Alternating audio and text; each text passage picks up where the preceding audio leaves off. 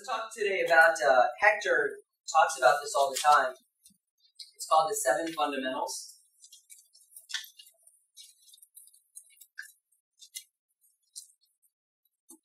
Is this the first slide?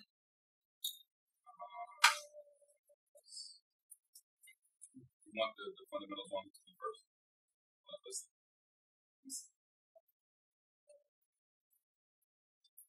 Getting independent. Yeah, bring this slide up, please. Okay. Getting independent. In Primerica, you need a lot of experience. In anything, you need a lot of experience. Okay. If you think about it, you know, why do seasoned veterans in sports have an advantage? Experience. Only good experience? Does every veteran have a championship? Does every veteran have a ring? No. Experience is experience. A lot of times you think that, oh, I need to see only good things. No, you need to see the bad things too. We need some people who know what it's like to lose a championship. I'm not saying I want you to lose, but you have experience. I need some people that have had a bad injury before. They've sat out for a year, they rehabbed, and now they're a starter again. I need to have some people that know how to deal with the media when the media is on your ass and saying negative things about you and your team. That's what happens. In Primerica, you need to have people quit on you. You need to have people say no to you. You need to have people not show up. You need to have policies canceled because experience is experience, good and bad. That's what makes you a well-rounded person. You need a lot of experience. I get people, right, and this is normal. I was like this too because we work so hard every day and then you always look in the, you always reassess everything, right? Okay, where am I for everything that I've done? But man, at the end of the day, 3, 4, 5, even 1 year in, I mean, who are we to think that we're supposed to have some $1 million company after 1 year getting into something we have no experience in? You need a lot of experience, guys. You need to run through a lot of numbers. What does it say? It takes time to learn anything. I mean, think about it. People put in 4 years. 4 years. A lot of times they don't even work. I always work during college. I know people, you talk to them on the phone all the time, right? Ooh, I'm in school right now. I'm not looking for work. Right? They have that luxury, I guess. And so they're going to get that 4-year degree, and they know when they come out, because they're asking the orientation all the time, what's the average annual income of someone coming out? It's $35,000. It's not even $50,000. So people spend 4 years of making nothing, not working, so they can come out and make $35,000, $40,000. Yet in Primerica, right? After 3 to 6 months, they're reassessing everything. Is this for me? Can I do it? Is this working? Do I have? It's not fair. It's not fair, right? You have to give Primerica a fair chance. And at the end of the day, in 6 to 12 months, we can get you making $2,000 to $3,000 a month part-time. 4 years in Primerica, everyone in this room will be making $150 plus.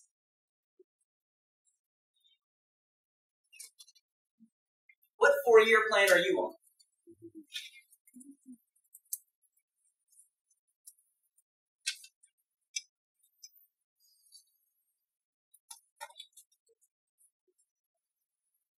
How does it work, right? Success is a process, just like riding a bike. How do we learn how to ride a bike? We go through the awkward phase. What's the awkward phase when we're riding a bike? You're wobbly, you fall off, right? Training wheel, no balance. We go through that in Primerica as well. We feel like we don't know what to say. We don't have the answers. We think we know it in our head, and then we say it to the client, we say it to the new person, right, Catherine? It just comes out all wrong. It doesn't get the same effect as when Samir says it from the front of the room. That's what I know. People. It's a process. It's a process, right? Then you have the mechanical phase. Now you can ride the bike, but you're intensely thinking about it. You're thinking about every move. You're concentrating.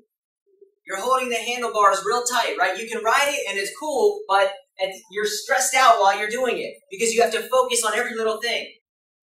That's how it is in Primerica. You're trying to remember the words of the presentation. You're not paying attention to the client. You just want to make sure you get through. You don't forget anything. And then it becomes natural. Now, like what I see out there, people are on their cell phones riding a bike, right? People are on their cell phones riding a bike. People can do tricks on their bike. People are not paying attention on their bike, right? Weaving through traffic on their bike. You see people in the city, right? That's the natural phase. Primerica, it's like, I do the orientation. Shaq's doing the op meeting right now, not even paying attention, but he's doing a great job. Because it's natural. The words are coming out. We don't have to remember what the words are. We sit in front of the client. I know the words are going to be right. Now I'm watching them. I'm seeing if they're looking away, if they're paying attention, right? If there's something that excited them, something that I can see cause a little bit of tension. If they're into it, if they're not into it. Now, you have to, it gets to that point for everybody. That's when the business gets fun. But when do people quit? Awkward pills.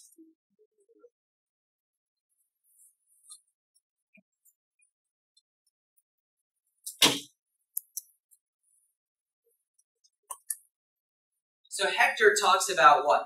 He talks about the 7 fundamentals. He taught us, the entire company, that if you know these 7 things, you can be successful in Primerica. Okay?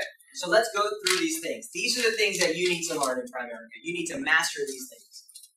Number 1, and there's a reason why it's number 1, is prospecting. Prospecting is what? Speaking to people with a purpose. Not that they have a purpose, you have a purpose in speaking to them. Maybe it's to come to a meeting. Maybe it's to come to an interview. Maybe it's for you to come over and sit at their kitchen table and show them a financial plan. But you have to learn how to speak to people with a purpose. Most of you, when you think about prospecting, you're thinking about prospecting for clients, obviously prospecting to meetings and interviews and stuff like that, but you can prospect for anything. Prospecting is a total of 2 to 3 sentences. But it's not the words, right? It's the fear that we have. Fear of what? Rejection. Okay? And that's an irrational fear. What's an irrational fear? Irrational fear is, I'm scared to drive because someone's going to hit me. That's irrational, right? What are the chances? It's the same thing. Thinking that overthinking what that person's going to think about you and how embarrassing it's going to be and what they can potentially say, how they're going to react. This is an irrational fear. Most people, right? Do you know how many, you think people are going to remember that you prospected them even 10 seconds later? I spent an hour interviewing people and a year later I call them again. They don't remember who I am ever coming in. People don't care. They're not as obsessed about it or consumed or paying as much attention as you think they are. That's you being self-conscious. You got to overcome this fear and start to tell yourself more rational things like, what's the worst that's going to happen? They're going to say, and when I used to train people in prospecting, I'd say, watch what's going to happen. And you prospect, and she says, you know what? I think I'm fine, but I appreciate it. I said, hey, nice meeting you. Have a good day, right? I said, did I just get rejected? Did she just try to punch me? Did she try to spit on me? Did she just get mad? Did she call the cops on me? They're not even rejecting us. They're politely declining. And it's a nice interaction if you know how to do it. There's millions of people out there. They need financial help. They want to make more money. They're not happy at their jobs. They want some positivity and some leadership in their life. And because of your own small little fears, you don't want to talk to them.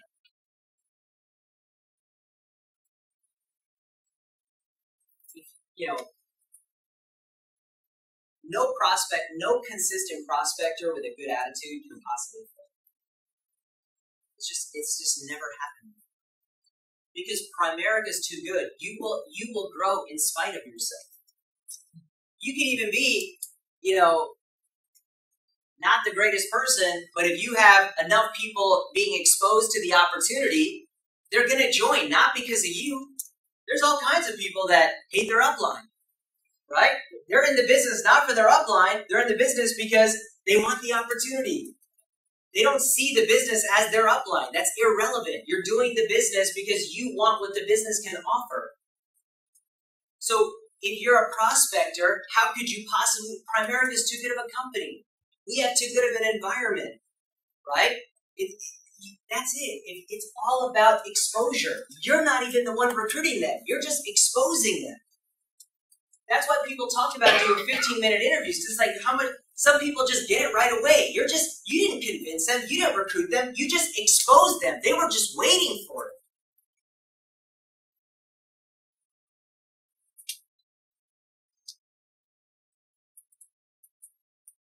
Prospect. Number 2, appointment setting. Why should people meet with you at different levels, different areas of the business? Why should people meet with you for an appointment? When you're new, it's because you need training. When you're new, it's because you need referrals. When you're new, it's because you want to get your promotion and get certified and become independent, so you need to watch 10. You need to learn these scripts and you need to teach it to other people. I rarely called for other people to set appointments. Because that's what Hector said, just teach people how to set appointments, hire people with credibility, those appointments are going to get set. Now, when you're Katrina and you are no longer in training and you can't say you're in training and you can't say you need to get certified, right? How do you set an appointment? At some point, can you market your products to make them sound appealing, to make them sound attractive, to make people want to hear what you have to offer? See, in the beginning, we tell the new associate to be vague because they're going to be asked questions they don't have the answers to, but at some point, you do have the answers. And we have great products, and we can do a free financial plan, and they get a free financial advisor. Never have to pay a fee. With proprietary products, with a great company, honest company, ethical company. Rhonda knows how to do it. She can talk to anyone and they want to sit down with her. Can you set an appointment? You can sell your favorite player. You can sell your favorite team. You can describe your favorite car, make someone want to buy it, make someone want to watch that team. Can you sell your business to somebody? Can you talk about it so they want to come in? I've done these things. I'll never forget this one time. This guy called me and he goes, look, I think this girl would be really good at Primerica. I mean, she would be unbelievable. The problem is that she got recruited into an office in the past, and I know for a fact she just had a bad experience with the person that was training her, and she's just not going to do it. I said, okay, tell her this. Just say that you're in financial services. Don't say the name of the company. I'm going to come over and I'm going to talk to her. I talked to her. I'll never forget this. We sat in her house, and I had nothing to do, so I did a basic interview in the evening because I didn't have an appointment. So I go to this house in Manassas, and I sit down with this girl, and for 45 minutes, I'm describing Primerica. I'm not saying the name though. And I'm talking about middle income, and I'm talking about the compensation, I'm talking about running your own business. And she goes, oh my God, I'm so excited. And then I go at the end, I was like, it's Primerica. And she's like, no. But that's the thing. It's like, Primerica is not a thing. Primerica is just a group of people, and depending on who you're exposed to, it determines your experience. What is Primerica? Is Primerica bad, good? Is it a building? Is it a product? It's just people, right? And when they meet you, it's different than they meet me, than if they meet her. Then Primerica is not, you can't just describe Primerica. Everybody, it's different. And so the way that I described it, it sounded unbelievable to her. I know how to sell the opportunity. You guys can sell a lot of things. Josh comes to me every other second. This rapper, this artist, this Instagram. It's like, can you sell the opportunity like that? Oh, listen to this. Have you heard this person's story and this, that? Do you sell Sophia like that? Do you sell Shaq like that? Right? Now he does. He does do that with Primerica as well. But in general, you have to be able to make something sound attractive. When are you going to get over that phase where you think that, oh, they're thinking I'm going to sell them something? They need to be sold. They have variable life. They have no life insurance. They have whole life. John Meacham's not here tonight. He was telling me, he goes, this girl wants to buy $1 million policy because, she's a friend of mine since high school. She didn't want to buy insurance. And then it's some crazy story where her and her boyfriend were on the motorcycle at the same time. Really bad accident. He died. She lived, right? It's like he didn't have any life insurance. Maybe they didn't want to sit down with John. But a lot of you wouldn't, people don't want to set the appointment. Oh, I'm going to sell them. They need to be sold. Listen, there's certain products, and this has to do with appointment setting. There's certain products in just our society, in our country, where the client has to be pursued. People don't, if you talk to any financial advisor, Josh said we were watching sports the other night and we saw commercials and he goes, why doesn't Primerica advertise like that? And I said, I know guys that are top producers for those companies and they prospect more than us and they door knock more than us and they cold call more. The commercials don't matter. It's a prospecting business. People don't wake up in the morning and say, I need a financial advisor. If they did, there'd be more financial advisors and there'd be less people with financial problems. There's certain products and services where the client always has to be pursued. Life insurance is one of them. You have to sell it because people are not interested in buying it. And just because they're not interested doesn't mean that that's the right thing for them not to be interested. That's wrong. They need to be interested. Right? But we want things we don't need and we need things that we don't want.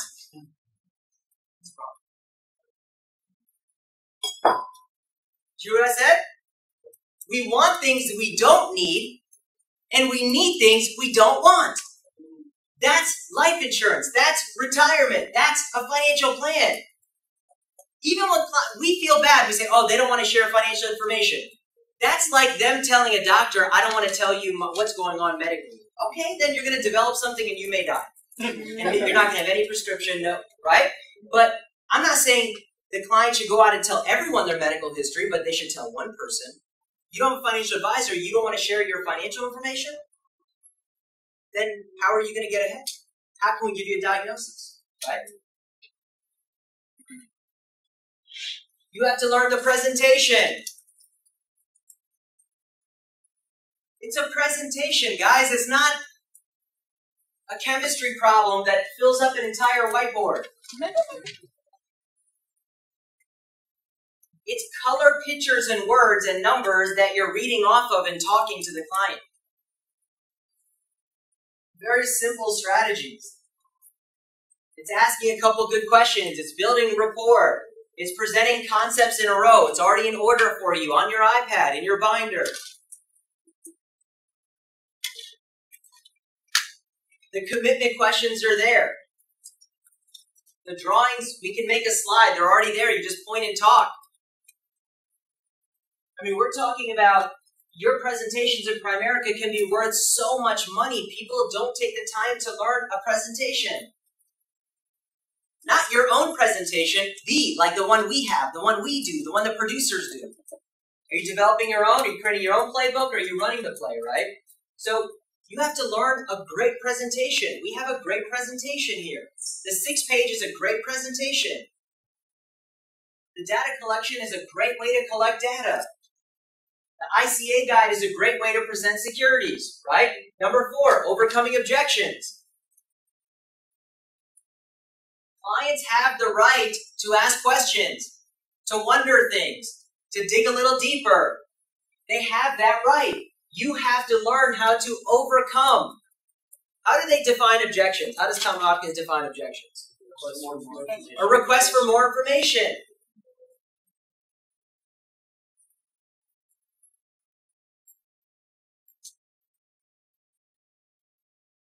Right, Bill? Kim has a client, $100,000. She puts me on the phone. The lady wants to invest $100,000. Next conversation, let's talk about fees. She says, why do I have to pay you a fee on the front end? She has that right to ask it. It's her life savings. It's not $10, it's $100,000. But that doesn't mean that I shouldn't have something professional to say back. How many possible objections can someone have for insurance? Never got around to it. Can't afford it. Didn't think I needed it. Already have it through work. Already have a policy privately. What else? Don't believe it. Don't believe in it. Not believe. That doesn't even... Who are you? Who are you when you say that? Right? That's what I would say. Who are you?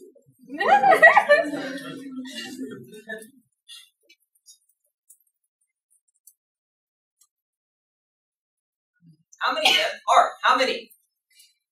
There's 5 excuses. We can't figure out a way to overcome 5 reasons. If you learn each one, how can you not get it every single time?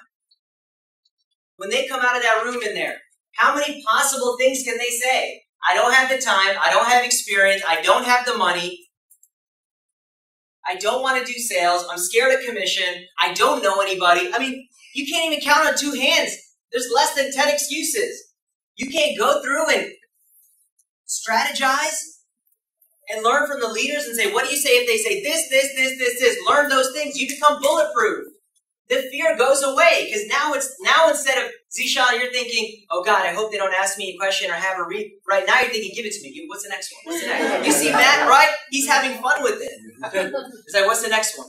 Okay, blah, blah, blah, blah, blah, right? And he's just bouncing off. And finally they're like, okay. Nothing else. There's no other excuses. Overcome the objections. I was like that. I wanted to know every possible thing you could say for everything. The products, right? Term life insurance, there's nothing more basic than that in the world.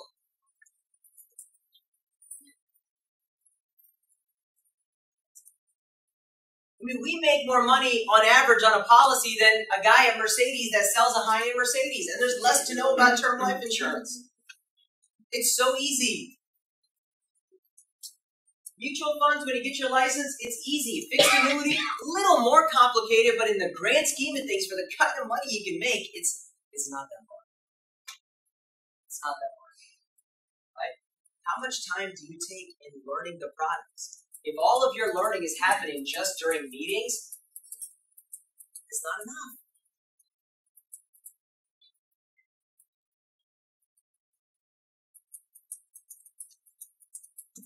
Recruiting, and really this is supposed to say recruiting across the kitchen table. When you look at a lot of the best recruits in here, they came across the kitchen table. They were a client who loved our products, saw what we did, and they got interested. How do you recruit a client? Well, if you do a financial plan for them, a lot of times what we find in a financial plan is that the client has a deficit.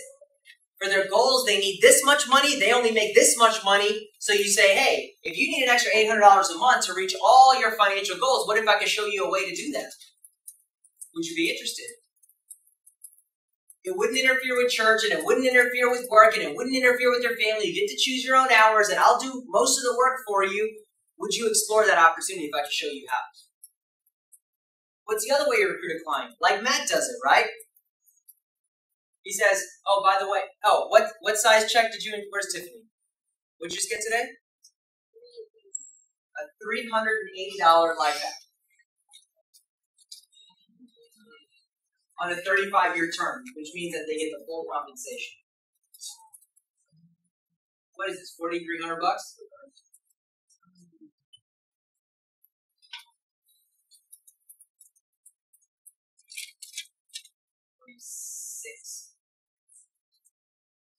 How long were you there? How long were we there? 10 minutes. It wasn't. Okay, because it was a what? Referral. Imagine that. Oh, here's a referral, and you walk into $4,000. They're also going to invest $12,000 into 529. They'll make another $600 from that. Right? $5,000 client referral.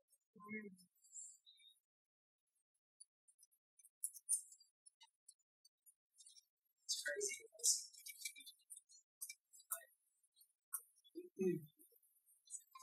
So Matt says, hey, you wanted this, right? Did you feel like I had to convince you that blah, blah, blah, right? Well, in this 10 minutes, I just made $4,000. There's certain people out there that will go, crazy. They'll say, I'll do it to make that kind of money. So, if you want to be tactful when you do it, not like I just got you for $4,000, right? It's not even them paying us. It's not them paying us. So it doesn't really matter. It doesn't come out of the client's pocket at all. But the insurance company pays us $5,000 for the 10 minutes that we just had right now. Maybe they pay us $600, maybe they pay us $700, but in 10 minutes, even $100 is like. Bill, is Bill here right now? No. Bill got a $15 app That's $180 in premium. You know, at a 50% contract, you made $90 in less than an hour. $90 an hour is $180,000 a year. You made that in 10 minutes on the minimum life effort, which is 15. You show people the compensation, you can recruit them that way.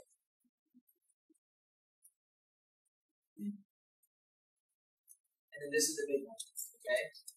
Hector says this is one of the 7 fundamentals, is learning how to get people off to a fast start. Whether it's right or not, and it's not right, but what people do is they put a time frame on it. They don't tell us what it is, but in their mind, they're thinking, I'm going to do this for this long, and depending on what happens, that's what's going to determine if I stay or not. And if you go slow with them, and you don't show them results in the beginning, right, they're not going to stick around. And a lot of times it's not, I better make this much money. It's not that. They just need to see a certain amount of people say yes to something. So you got to get people recruited under them. You got to get people to write a check to you for investments, for life insurance, right? And so what we say is, look, if you do 3 recruits and 6 sales, we're going to give your district leader promotion. But what does it really mean? Yeah, the 50%. Yeah, the recognition. Yeah, you have a great story and everything that we say. But what we're saying is that your belief level will be so high, because how can you, in 30 days, you see 9 people say yes to different areas of the business, 3 to recruiting and 6 to sales. How can you say this thing doesn't work? The people who do the 3x6, the special thing about them is that their belief level is so high. The problem with people waiting until they get a license and doing things slow is that everything they're hearing in the meetings, they don't believe it yet because they haven't seen it.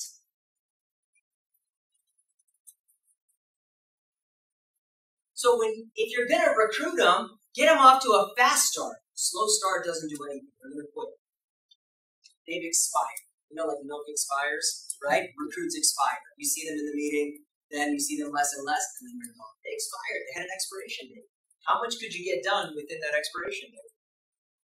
And the funny thing is, they're giving us a time frame, which really isn't right, because this should be a long-term decision. And then on top of that, when we try to show them the success, they give us resistance. But that's what we sign up for. Right? You want success, you want to make the money, but at the same time, you're refusing to take me out in the field and help you recruit and make a list. But that's what I get paid the big money for, to deal with it. Anytime I'm thinking like, oh, people this and people, I'm saying, that's what I get paid the big bucks. That's what I get paid for. Not the easy stuff, not hanging out on trips, not hanging out at dinner. No, I get paid for dealing with people's crap. Because if you want the cash, you got to do that crap. More cash, more crap. That's how it works. Then eventually, right, you just get the cash and someone else is dealing with the crap. Okay? But you got it. There's a big business.